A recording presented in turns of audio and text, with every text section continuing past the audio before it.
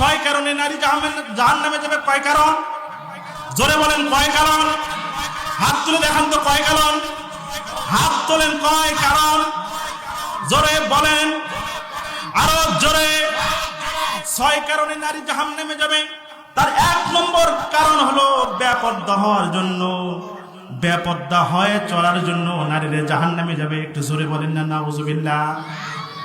আমার ভাইরা, কোরআনে কারিমে বলছি, আল্লাহ বলেন ওয়াকারনা ফি বুয়ুতিকুন্না ওয়ালা তাবাররাজনা তাবাররুজাল জাহিলিয়াতিল উলা। আপনারা আল্লাহু আকবার বলেন না? মনে দিকে আল্লাহু আকবার নাই? একটু চিৎকার মেরে বলেন আল্লাহু আকবার। আল্লাহ তাআলা বললেন তোমরা নিজ গৃহে অবস্থান করবে এবং প্রাক্তন জাহিলি যুগের মতো সৌন্দর্য প্রদর্শন করে চলাফেরা করো না। এখন প্রথম কথা হলো, জাহিলি যুগের মতো কোনো মেয়ে যদি ল্যাংটা অবস্থায় পোশাক পরেছে কিন্তু ল্যাংটার মতো অবস্থায় একবারে ফিগার পর্যন্ত দেখা যায়, এরকম মেয়ে বলেন আমাদের সমাজে আছে না নাই? আপনাদের এলাকায় মনে হয় যায়, অন্য এলাকায় মনে হয় আছে। এলাকায় আছে? জোরে বলেন না আছে? ভাইরা আমার, আগে ছিল হচ্ছে সুস প্যান্ট। কি প্যান্ট? জোরে বলেন না কি প্যান্ট? সুস প্যান্ট। তারপরে আরেকটা আসলে হলো প্লাজো। কি নাম? প্লাজো। প্লাজোর এমন অবস্থা আমি দেখেছি, এমন বড় প্লাজো, তারপরে ওর ভিতরে দুইজন ঢুকে বসে থাকবে, তারপরেও কোনো সমস্যা হবে না। কথা বলেন ঠিক কিনা? মানে দেখবেন প্লাজোর মধ্যে দুইজন বসে থাকবে, তারপরেও দেখবেন ওর চলাফেরা করতে কোনো সমস্যা নাই। আমার ভাইরা, অন্ধকার যুগে তৎকালীন সময়ে মা ফাতেমা রাদিয়াল্লাহু তাআলা আনহু যখন পর্দার সহিত যখন চলাফেরা করতেছেন, পর্দার সহিত চলাফেরা করার কারণে হঠাৎ করে ফাতেমা রাদিয়াল্লাহু তাআলা তার স্বামীকে ডাক দিয়ে বলেন, প্রাণের স্বামী গো, আমি মনে হয় আর বেশি দিন বাঁচবো না। আমি যদি এই দুনিয়া ছেড়ে চলে যাই, এই দুনিয়া ছেড়ে চলে যাওয়ার পরে তোমাকে একটা কাজ করতে হবে। সেই কাজটা কি? সেই কাজটা হলো, আমি যখন চলে যাব নির্জন স্থানে কোনো লোকজন ছাড়া আমার দাফন করিয়ে দিবে। বলেন না সুবহানাল্লাহ। আমার ভাইয়ারা, দাফন করার কথা বললেন নির্জনে, কোনো লোকজন যেন আমার জানাজায় উপস্থিত না হয়। ও আমার ভাইরা, আমার বন্ধুগণ, ভালো করে কান লাগান। ও আমার মা বোনেরা, যেহেতু আপনাদের জন্যই ওয়াজ, সেই জন্য আপনারা ভালো করে কান লাগিয়ে কথাগুলো শোনেন। কথাগুলো শুনলে আপনাদের লাভ হবে। কার লাভ হবে? মহিলাদের লাভ হবে। কার লাভ হবে? মহিলাদের লাভ হবে, সাথে পুরুষদের লাভ হবে। কারণ হলো সমাজে অনেক পুরুষ আছে, এমন পুরুষ আছে মেয়েদের সঙ্গে, মানে স্ত্রীর সঙ্গে এত খারাপ আচরণ করে। খারাপ আচরণ করার কারণে ওই স্ত্রী তার স্বামীকে বিন্দু পরিমাণ ভালোবাসে না। কথা বলেন ঠিক কি না? আমার ভাইরা, আমার বন্ধুগণ, মা ফাতেমা রাদিয়াল্লাহু তাআলা আনহা ডাক দিয়ে বললেন, খবরদার আমার জানাজায় যেন কোনো লোক না আসে। ওই জানাজা যখন হয়ে গেল, কবরস্থ যখন হয়ে গেল, পরের দিন যখন কবর দেখার জন্য মানুষ যাবে, ওখানে কোন জায়গায় ফাতেমার কবর হয়েছে, কিন্তু সব থেকে সৌভাগ্যের বিষয় হলো পরের দিন যেখানে কবরস্থ হয়েছিল ওই কবরের জায়গাটা কোনো মানুষ আর খুঁজে পায়নি। জোরে বলেন সুবহানাল্লাহ। কারণ খুঁজে পায়নি, কারণ কি? একটাই কারণ হলো, ও পৃথিবীর মানুষেরা শোনো, আমার মা বোনেরা ভালো করে কান লাগায় শোনেন। দুনিয়ার বুকে পর্দা করে চলার কারণে হাসরের ময়দানে আল্লাহ তাআলা তাকে সঠিকভাবে পর্দার সহিত উঠবার ব্যবস্থা যিনি করে দিয়েছেন, বলেন তো তিনি কে? একটু জোরে বলেন তিনি কে? আর একটু চিৎকার মেরে বলেন তুমি কে? আমার ভাইরা, এক নম্বর কারণ হলো, কোন মেয়ে যদি জাহান্নামের, এক নম্বর কারণ মেয়েদের যাওয়ার এক নম্বর কারণ হলো, কোন মেয়ে যদি বেপরদা ভাবে চলাফেরা করে, মাথার চুল উস্কো খুস্কো, দেখবেন এদিক সেদিক চলাফেরা করে, নিজের সৌন্দর্য প্রদর্শন করে, অন্যকে আকৃষ্ট করার জন্য প্রদর্শন করে, এই রকম মহিলা যদি এই সমাজে থাকে, এক নম্বর কারণ হলো ওই মহিলা সোজা জাহান্নামে চলে যাবে। একটু জোরে বলেন নাউজুবিল্লাহ। তাহলে পর্দা থেকে আমাদের বাঁচার সম্ভাবনা আছে না নাই? দরকার আছে না নাই? আমাদের স্ত্রী সন্তান, আমাদের মেয়ে, আমাদের স্ত্রীগুলো যারা দুনিয়ায় আছে, আমাদের পাশাপাশি যারা বসবাস করে, বলেন তাদের সংশোধন করে দেওয়ার দরকার আমাদের আছে না নাই? আরেকটু জোরে বলেন না আছে না নাই? এক নম্বর কারণ গেল। দুই নম্বর কারণ হলো স্বামীকে কথা দিয়ে কষ্ট দেওয়া। স্বামীকে কথা বলেন না কেন? কথা বলেন, জবাব দেন। স্বামীকে কথা দিয়ে কষ্ট দাও। ওই মহিলার জাহান্নামের 2 নম্বর কারণ হলো স্বামীকে কথা দিয়ে কষ্ট দেওয়া। কোরআনে কারিমে বলছেন, আল্লাহ তাআলা কোরআনে কারিমে বলেন, আর-রিজালু কাওয়ামুনা আলান নিসাই বিমা ফাদ্দালাল্লাহু বা'দুকুম আলা বা'দিন বিমা আনফাকু মিন আমওয়ালিহিম। চিৎকার মেরে বলেন আল্লাহু আকবার। হয় না? একটু চিৎকার মেরে বলেন আল্লাহু আকবার। আল্লাহ তাআলা বলেন, ও দুনিয়ার মানুষ, ভালো করে শোনো, পুরুষ নারীর কর্তা। এজন্য যে আল্লাহ তাদের একজনকে অন্য জনের উপর শ্রেষ্ঠত্ব দান করে দিয়েছেন, এবং এজন্য যে পুরুষ নিজের ধন সম্পদ স্ত্রীর কাজে ব্যয় করে। একটু জোরে বলেন না সুবহানাল্লাহ। স্বামীর যত সম্পদ আছে সন্তান এবং স্ত্রীর জন্য খরচ করে। কথা বলেন ঠিক কিনা? আমাদের স্ত্রীর মহিলাগুলো, আমাদের এলাকার মহিলাগুলো কি করে? স্বামী তো যদি বাহির থেকে এসে যদি বাহির থেকে কাজ কারবার সেরে বাড়িতে এসে ডাক দেয়, ও আব্দুল্লাহর মা তুমি কোথায়? বাড়ির থেকে জবাব দেয়, কি হয়েছে? কথা বলেন ঠিক কিনা? ভালো আচরণ করে? কথা বলেন, ভালো আচরণ করে? আল্লাহ বলছেন, স্বামী হলো তোমার 1 নম্বর কর্তা। সে তার জীবনের সমস্ত কামাইগুলো তোমার উপর ছেড়ে দিয়ে গিয়েছে, অথচ তুমি তার সঙ্গে ভালো ব্যবহার করো না। আমার আল্লাহ সেই জন্য বলেন, স্বামীর সঙ্গে খারাপ ব্যবহার করার কারণে ও মহিলা, তোমার 2 নম্বর জাহান্নামে যাওয়ার কারণ হলো তুমি স্বামীর সঙ্গে খারাপ ব্যবহার করার কারণে আল্লাহ তাআলা তোমাকে জাহান্নামে দিয়ে দেবে। একটু জোরে বলেন নাউজুবিল্লাহ। হয় নাই? একটু জোরে বলেন না নাউজুবিল্লাহ। আমার ভাইয়েরা, আগেরকার মহিলাগুলো কত সুন্দর ছিল। হযরত মুহাম্মদ সাল্লাল্লাহু আলাইহি সাল্লামের সোহবত পাওয়ার পরে সাহাবা এবং সাহাবিয়া, 2 জন, সাহাবা হলো পুরুষ আর সাহাবিয়া হলো মহিলা। এই সাহাবিয়া হঠাৎ করে একদিন তার সাহাবী ডাক দিয়ে বলছে, আমার প্রাণের স্ত্রী, আমি অসুস্থ, আমাকে 1 গ্লাস পানি খাওয়াতে পারবে নাকি? একটু জোরে বলেন না সুবহানাল্লাহ। কি খাওয়াতে পারবে? একটু জোরে বলেন, কি খাওয়াতে পারবে? পানি খাওয়ানো যাবে, আমাকে 1 গ্লাস পানি এনে দাও। আমাদের তৎকালীন সময়ে তো এইরকম পানির ব্যবস্থা ছিল না যে আপনি এখন কল চাপ দিলেন আর পানি বের হয়ে গেল। তৎকালীন সময়ে মরুভূমি প্রান্তরে কি এইরকম সিস্টেম ছিল না। বহুত দূরে পানি আনতে যেতে হতো। আমার ভাইরা, কথাগুলো কান দিয়ে শোনেন। ওই সাহাবিয়া হঠাৎ করে স্বামী যখন ডেকেছে, আমাকে 1 গ্লাস পানি দাও, আমাকে অসুস্থ বোধ হইতেছে, 1 গ্লাস পানি দাও। প্রাণের স্ত্রী স্বামীর এই আকুতি শুনে ঘর থেকে বেরিয়ে দেখে পানি নাই। পানি আনতে চলে গেছে বহুদূর থেকে যখন পানি নিয়ে এসেছে, পানি নিয়ে এসে দেখে প্রাণের স্বামী ঘুমিয়ে পড়েছে। একটু জোরে বলেন না মারহাবা। আর একটু জোরে বলেন না মারহাবা। আমাদের স্ত্রীগুলো করে আমাদের স্ত্রী এরকম করে। যদি আপনি রাত্রে ঘুমিয়ে যান আর স্ত্রী যদি ঘুমিয়ে যান, যদি বলেন এই ওঠো তো 1 গ্লাস পানি দাও, বলবে কামাই করে আসছে, ঢালিয়ে খাও।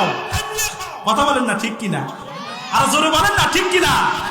শুধু তাই নয়, আরে ভাই, পানি দেওয়া থাকলে দূরের কথা, অনেক সময় দেখবেন পিঠের ভিতরের দিকে যদি চুলকো হয়, তাহলে হাতে লাগল পাওয়া যায় না। আছে না নাই? কথা বলেন, আছে না নাই? দেখবেন এরকম করে হাত দিচ্ছেন কিন্তু হচ্ছে না, এরকম করে হাত দিতে হচ্ছে না। তো স্ত্রীকে বলবেন, এই পিঠটা একটু চুলকে দাও, তো লাগল পাইতেছি না, একটু পিঠটা চুলকাও। বলবে কি, তোমার পিঠ তুমি চুলকাও, প্রয়োজন বলে দেওয়ালের সাথে যা ঘষ্টা ঘষ্টি করো। কথা বলেন ঠিক কিনা? আর জোরে বলেন ঠিক কিনা? আমার ভাইরা, সাহাবিয়া ডাকতে বললেন, প্রাণের স্বামী ঘুমিয়ে গিয়েছো। ওই গ্লাসটা নিয়ে ওই সাহাবীর সামনে শিওরে দাঁড়িয়ে রয়েছে।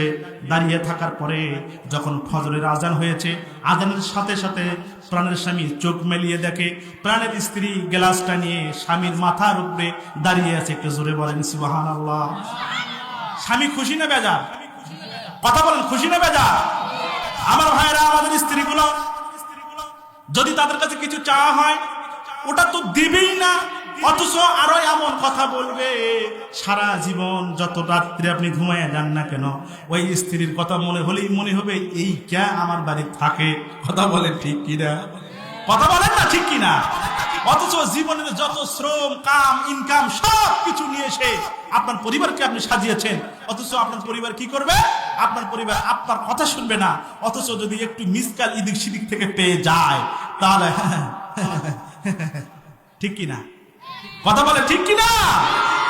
আমার ভাইয়ারা, স্ত্রী দেখে দাঁড়িয়ে আছে পানি নিয়ে, প্রাণের স্বামী ডাক দিয়ে বলে, প্রাণের স্ত্রী তুমি কত রাত পর্যন্ত এখানে দাঁড়িয়ে আছো? আমি তো তোমাকে সেই প্রথম রাত্রির দেখে বলেছি আমি পানি খাবো, তুমি ঘুমিয়ে যাও নাই কেন?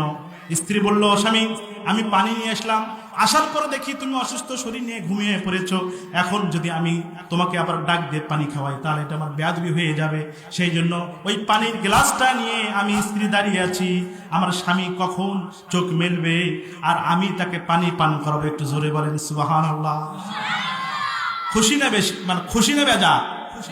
স্বামী খুশি না বেজা?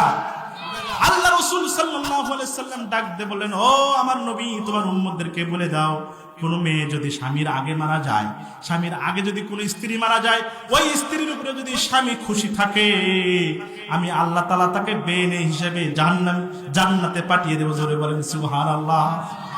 তাহলে স্বামী খুশি থাকলে জান্নাত পাবে যিনি, তিনি হলো আমার স্ত্রী। কথা বলেন ঠিক কিনা? আর জোরে বলেন না ঠিক কিনা?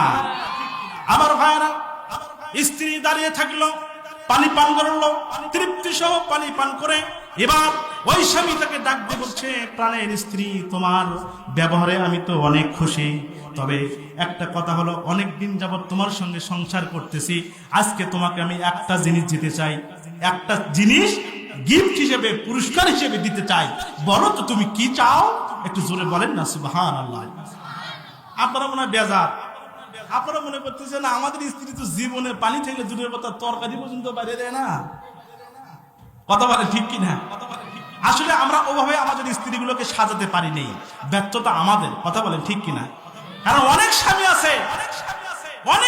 আছে যারা স্ত্রীর সাথে এত খারাপ ব্যবহার করে, স্ত্রী মনে করে যে সর্বনাশ, এর সংসার না করে আরেকটা যদি অন্য কোনো মুসি বা নেতরের সংসার আমি করতাম তারপরও মনে হয় আমি ভালো থাকতাম। এরকম স্বামী বলে আমাদের সমাজে আছে না নাই? কথা বলেন না, আছে না নাই? বাইর থেকে আসেই দেখবেন দূরেই আছে, কথা নেই বার্তা না, আসার মতো ভয় অস্থির, এরকম বিদ্যুতের স্বামী আছে না নাই? কথার জবাব না দিলেই বাইরে শুরু। কথা বলেন আছে না নাই? এক মহিলা তার স্বামী ছিল এরকম খুব রাগী, তো অসুস্থ শরীর, আপনার হচ্ছে হাসপাতাল থেকে প্রস্রাব পরীক্ষা করে নিয়ে এসছে। কি করে নিয়ে এসছে? কথা বলেন না, কি করে নিয়ে এসছে? প্রস্রাব পরীক্ষা করবে যাবে, তো রাত্রে সকালবেলা প্রস্রাব করে বোতলে ভরে রাখছে। তো ওই বোতলে ভরে রাখার পরে মনে করেন যে দরজার এক কোণে রাখছে, যাতে শিশিটা সকালবেলা মনে করেন একটু পরে নিয়ে যাবে আর কি হাসপাতালে চিকিৎসা, মানে পরীক্ষা করার জন্য। এখন স্ত্রী তো কাজে কামে ব্যস্ত, তো কিছু দেখবেন উচ্ছৃঙ্খল কিছু পোলাপান থাকে না, কথা বলে না, আছে না, ছেলেমেয়েরা আছে না, দেখবেন খালি লাফালাফি ঝাপাঝাপি, যেরকম লাফালাফি করতেছে দেখেন না, খালি লাফালাফি করতেছেন, এরকম আছে না? এরকম আছে, দেখবেন এখানে লাফ দিয়ে যাচ্ছে, ওখানে লাফ দিয়ে যাচ্ছে। ওই লাফালাফি করতে করতে হ্যাঁ ওখানে এসে করছে কি, ওই পা লাগে ওই শিশি গেছে পরে। কথা বুঝতে পারছেন? তাহলে ওর বাবা কি রাগী না শান্ত? কথা বলেন, রাগী না শান্ত? রাগী। এখন মায়ে বসতে সর্বনাশ, এই আইসা যদি দেখে এই শিশির প্রস্রাব নাই তাহলে তো কারো জান রাখবে না। ওই মহিলা করছে কি, যায়া নিজে প্রস্রাব করে ওই বোতলে পানি, ওই মানে প্রস্রাবটা বোতলে ভরে ওখানে রেখে গেছে। একটু জোরে বলেন না মারহাবা। বাঁচার জন্য এই কাজ উনি করছে। এখন প্রস্রাব পরীক্ষা করার জন্য ওই শিশি নিয়ে চলে গেছে হাসপাতালে। এখন ওই প্রস্রাব যখন পরীক্ষা করতেছে, এখন ডাক্তার প্রস্রাবের দিকে দেখে একবার, ওই পুরুষের দিকে দেখে একবার, মানে প্রস্তাব দেখে যে কি ব্যাপার, কি ব্যাপার। তো বলতেছে যে ভাই খুব আমার অসুখ, কি মানে বেশি অসুস্থ আমি? বলছে যে আমি বুঝতে পারতেছি না। ডাক্তার কি বলতেছে? বুঝতে পারতেছি না যে ভাই আসলে কয়। বলছে আপনি বলেন তো আমার অসুখটা হয়েছে কি, বলেন কি অসুখ হয়েছে আমার? বলছে যে এই প্রস্রাব দেখে দেখা যাচ্ছে আপনার পেটে 7 মাসের বাচ্চা। কয় মাসের বাচ্চা? একটু জোরে বলেন না, আর একটু জোরে বলেন। 7 মাসের বাচ্চা। এখন বলেন টেনশন বাড়ছে না কমছে? কথা বলেন, বাচ্চাটা কমছে? সর্বনাশ, 7 মাসের বাচ্চা। তো এখন মন খারাপ করে বাড়িতে আসছে। মন খারাপ করে বাড়িতে আসার পরে স্ত্রী বলছে, কি ব্যাপার তোমার এত মন খারাপ কেন? বেশি অসুস্থ তুমি? তো কথা বলে না, কথা না, বলাই যাবে না, এটা বলাই যাবে না। বলছে আরে কি হয়েছে সেটা তো তুমি বলো, হয়েছে নাকি সেটা তো বলো। বলছে কি আর বলবো, আমার পেটে নাকি 7 মাসের বাচ্চা। কয় মাসের বাচ্চা? এবার বলেন স্ত্রী খুশি না বেজার? কথা বলেন, স্ত্রী খুশি না বেজার? স্ত্রী মনে করছে টের পাইছিস এবার, সারা জীবন তোরে আমি ঠকাইতে পারিনি, তুই যে জ্বালান জ্বালাইছিস আজকে টের পাবি। সারা রাত গেছে স্বামীর সঙ্গে কথা বলেন। স্ত্রী বলছে আমি সারা জীবন শুনেছি মহিলার পেটে বাচ্চা থাকে, কিন্তু পুরুষের পেটে বাচ্চা থাকে আজ এই প্রথম তোমার কাছে শুনলাম। আমার ভাইয়েরা, আমার বন্ধুগণ, খারাপ লাগতেছে আপনাদের? কথা বলেন, খারাপ লাগতেছে আপনাদের? আমার বন্ধুগণ, গভীর রজনীতে স্ত্রী যখন ঘুমাতে যাবে, স্বামীর তো আর চোখে ঘুম নাই। স্বামী ডাক দে বলে, স্ত্রী রে এ কেমন অসুস্থ হয়ে গেলাম আমি, আমার পেটে কেন 7 মাসের বাচ্চা? এই কথা তো জীবনে আমি কোনোদিন শুনি নেই। এবার স্ত্রী ডাক দে বলেন, প্রাণের স্বামী মন খারাপ করেন না। মন খারাপ? প্রাণের স্বামী মন খারাপ করার কোনো কাজ নাই। এবার স্বামী বলছে, সর্বনাশ, মন খারাপ করবো না মানে? সারা জীবন শুনেছি স্ত্রীর পেটে বাচ্চা থাকে, কিন্তু স্বামীর পেটে বাচ্চা, এটা তো মন খারাপ না হওয়ার কথা নয়। স্ত্রী ডাক দে বললো, প্রাণের স্বামী শোনো শোনো, একটা অকাম হয়ে গেছে। একটা অকাম হয়ে গেছে মানে কি? বেকাজ হয়ে গেছে। বলছে একটা আকাম হয়ে গেছে। কি কাজ হয়ে গেছে? তুমি যে প্রস্তাব করে শিশুটার দরজার সামনে রেখে দিয়েছিলে, তোমার ওই সন্তান, দুষ্ট সন্তানটা এসে ওই পা লেগে ওই শিশুটার সমস্ত প্রস্তাব পড়ে গিয়েছিল। কিন্তু তোমার মাঠ থেকে বাঁচার জন্য, তোমার পিটন থেকে বাঁচার জন্য আমি নিজে ওই শিশি প্রস্তাব করে ভরে রেখে দিয়েছিলাম। সুতরাং টেনশনের কোনো কাজ নাই। ওই প্রস্তাব তোমার নয়, ওই প্রস্তাব আমার। সুতরাং তোমার পেটে বাচ্চা নয়, আমার পেটে 7 মাসের বাচ্চা। একটু জোরে বলেন না সুবহানাল্লাহ। আর একটু জোরে বলেন না সুবহানাল্লাহ। আমার ভাইয়েরা, সুতরাং স্ত্রীর সঙ্গে যদি বেয়াদবি করেন, স্ত্রীর সঙ্গে যদি খারাপ আচরণ করেন, এইরকম শাস্তি কিন্তু আপনাকেও দিতে পারে। কথা বলেন ঠিক কিনা? একটু জোরে বলেন না ঠিক কিনা? আমার ভাইয়েরা, তাহলে 2 নম্বর কারণ হলো, 2 নম্বর কারণ স্বামীর কথা না মানা, স্বামীর সঙ্গে খারাপ আচরণ করা, স্বামীর কথা মতো না চলা। এইটা হলো 2 নম্বর কারণ। কোন স্ত্রী যদি জাহান্নামে যায়, তাহলে বুঝতে হবে ওই নারী ওই সারা জীবন স্বামীর সঙ্গে খারাপ আচরণ করেছে। একটু জোরে বলেন নাউজুবিল্লাহ। হয়নি, একটু জোরে বলেন না নাউজুবিল্লাহ। আমার ভাইয়েরা, আমার